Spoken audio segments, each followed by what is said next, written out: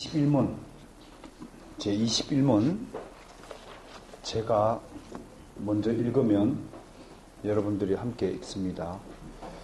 제21문, 참된 믿음이란 무엇입니까? 참된 믿음이란 하나님께서 말씀으로 계시하신 모든 것을 진실하다는 것을 알고 믿을 뿐 아니라 그리스도의 순전한 은혜로 말미암아 다른 사람뿐만 아니라 나도 역시 죄를 용서받고 하나님 앞에서 영원히 의롭게 되었으며 구원받게 되었다는 것을 성령께서 오늘을 통하여 내게 불어넣어 주시는 굳건한 확신입니다.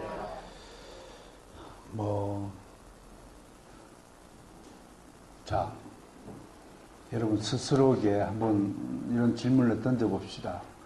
믿음이란 무엇일까? 그 질문을 가지고 한번 여러분과 대화를 나눠보도록 하겠습니다. 따라서 믿음은 진짜 평안이다. 이게 믿음이에요. 난 그렇게 봐요. 그게 신학적인 답변이고 하나님의 은혜가 임하면 평안해지는 거예요.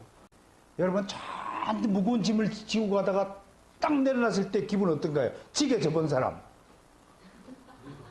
본문에서 지게 안 접었죠? 접었어요. 에이, 목사님들은 지게를 접어야. 공지집사나 둘은 지게 안 접었을 거야. 지게 접었죠? 그 무거운 거 딱 내려놨을 때 기분이 어때요? 날아갈 것 같아, 날아가. 군대 가가지고 100km 행군해본 사람. 저 방어 출신들도 못하지, 그지? 100km 행군할 때 그 총무게하고 그 군장을 벗었을 때 아니 그 하늘을 날아갈 듯한 기분은 아무도 못 먹겠는데. 머리를 하는 지식들 이건 믿음이야? 아니야. 내 심령 속에 오전에 내가 체화라는 말을 썼죠. 인카네이션이라는 게 무슨 뜻이냐면 원래는 성육신하는 용어가 별도로 없으니까 인카네이션 육체 안으로 예수님이 하늘의 보좌를 버리시고 하나님이신 그분이 인카네이션 했다는 것은 육체 안으로 들어오셨다라고 했어요. 우리가 근본적으로 변화가 되기 위해서는 참된 믿음의 씨앗이 우리 안으로 들어와서 뼛속 깊이 스며드는 거예요. 에? 그 뼛속 깊이 스며든 상태가 체화되었다고 얘기하는 거예요. 여러분, 우리는 육신의 DNA만 가지고 있던 사람이었어요. 그런데 성령의 DNA가 다시 우리에게 심겨졌어요. 이제는 성령께서 우리 모든 뼛속까지 깊이 스며들 수 있도록 우리의 영이 성령에 협조해야 돼요. 기도하고 말씀 읽고 묵상하고 찬양하고 선행하고 구제하고 순종하고 이런 성경의 가르침들을 실행하면서 성령의 DNA가 모든 육체의 DNA를 다 추방해버리고 완전히 뼛속까지 기독교주의 성경주의자로 거듭나는 것이 완전 체화요. 그것을 신학적 용어로 따라서 합시다. 글로리피케이션. 영화라고 하는 거예요. 여기 말하는 참된 믿음의 목적은 뭐인가요? 영화에 있어요. 이해가 되십니까? 그럼 영화에 이르기까지 오늘 선조들이 뭐냐면 첫 번째 말씀으로 계시해 믿을 것이에요. 말씀으로 계시했다.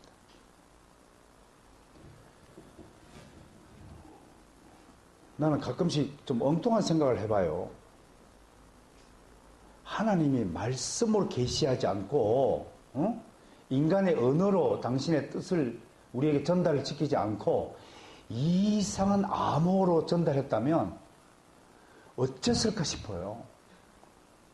우리 같은 성경을 연구하는 학자들이나 사람들은 아무래도 머리가 깨어졌을 거예요. 암호 푸느라고 기도할 시간도 없게 되었을 거예요. 그러니까 인간의 언어로 당신의 말씀을 계시한 것 자체가 우리를 위한 은혜의 방편이에요. 응? 기가 막힌 거예요. 또 두 번째, 문자가 있는 언어로 계시한 것도 하나님의 은혜예요. 만약에 하나님이요, 문자가 없는 아프리카 이상한 족속의 언어로 계시했다면 아무도 그걸 받아서 적을 수 없었을 거예요. 맞죠? 그것만 해도 또 큰 은혜예요. 하나 따져보세요. 말씀으로 계시했는데 인간의 언어로 계시한 것에 대해 감사해야 돼요. 그 다음에 믿을 건 알고 믿을 뿐. 알고 믿는다. 내가 늘 강조하죠. 알고 믿고 알고 믿자. 우리가 하나님을 알게 된 것은 하나님을 믿음을 주셨기 때문에 알게 된 것이죠. 그러면 믿음이 아는 것보다 선행되어 있는 것이죠.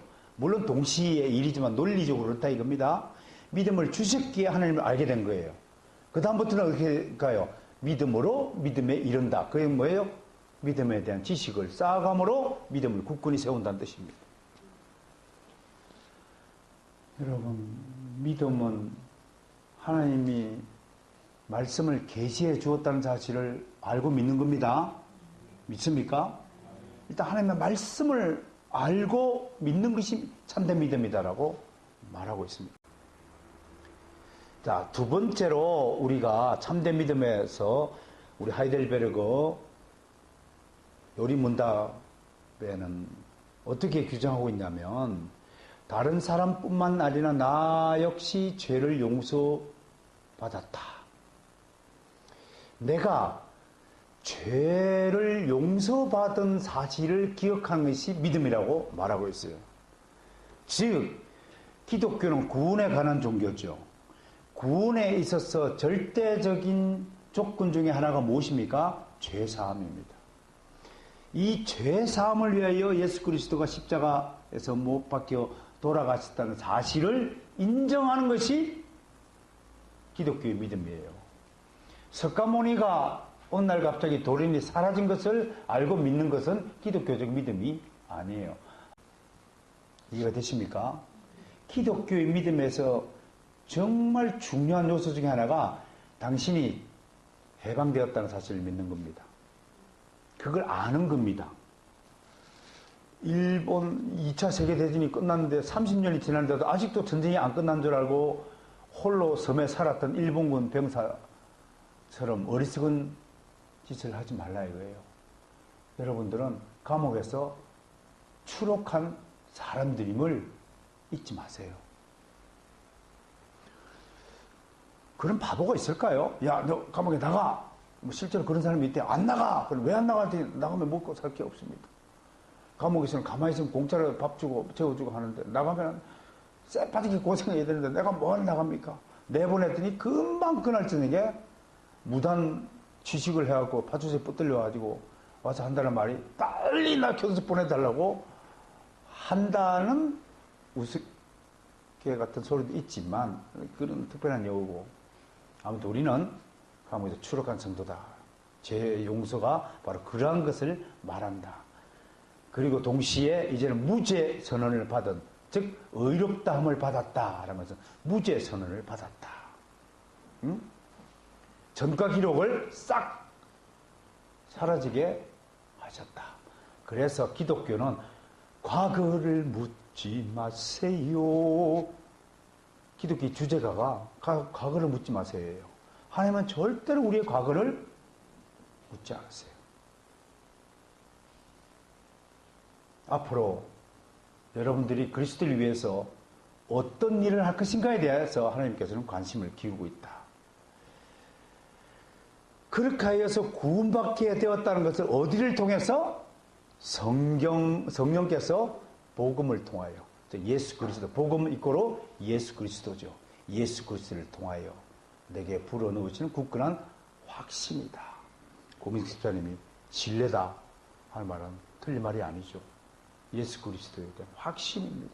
예수 그리스도가 내 죄를 사하여 주시기 위하여 십자가에 돌아가셔서 그 구원이 내게 일어났다는 사실을 알고 믿는 것을 우리 하이델베르그 진주에서는 참된 믿음이라고 설명하는 겁니다. 자, 오늘 이 설명을 들으신 분들, 이제 한유가 다시 묻습니다. 하이델베르그에서는 참된 믿음이란 뭐라고 얘기합니까? 그러면 첫 번째 한 4가지로 설명할 수 있어야 됩니다. 성경이 하나님의 말씀의 계시에 기록물이라는 사실을 가르쳐 주셔야 됩니다.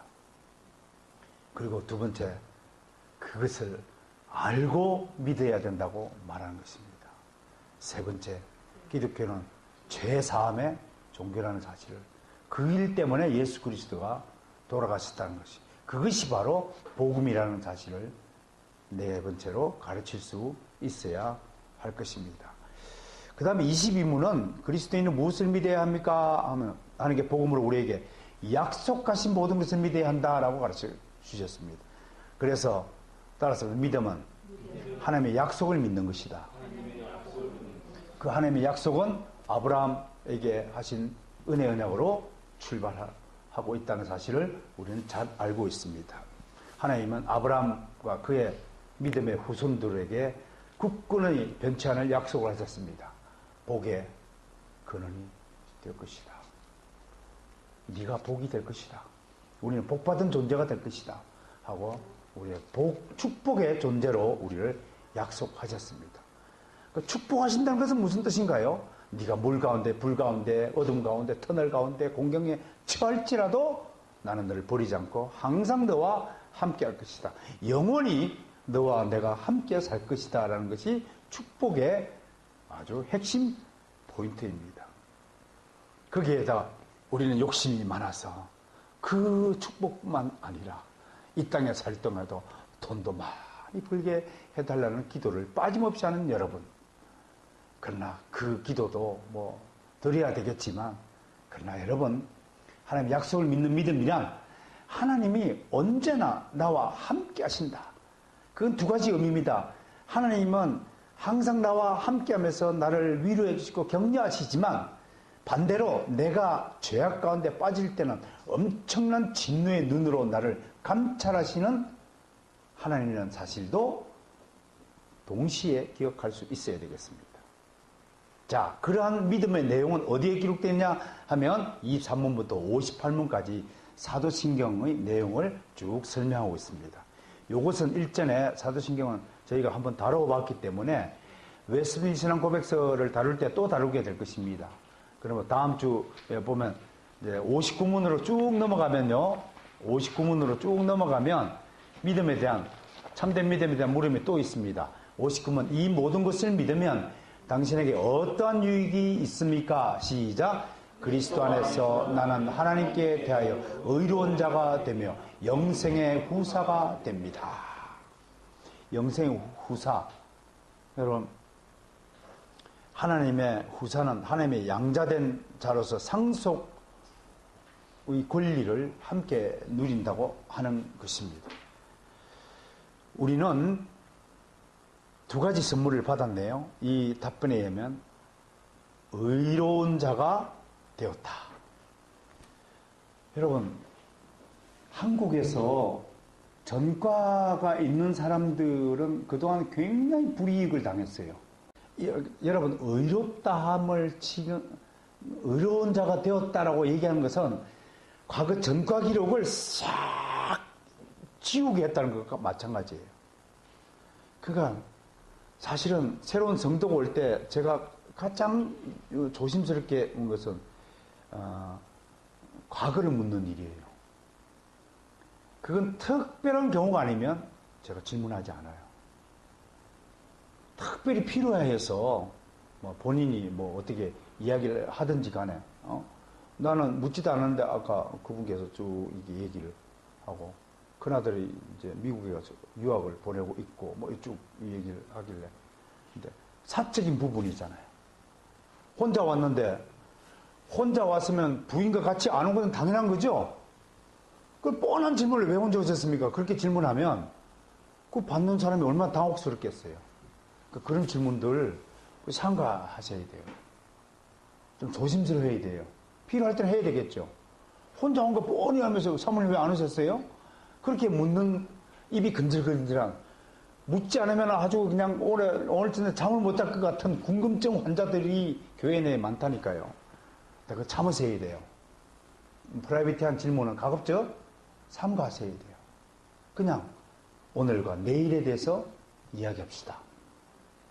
아시겠습니까?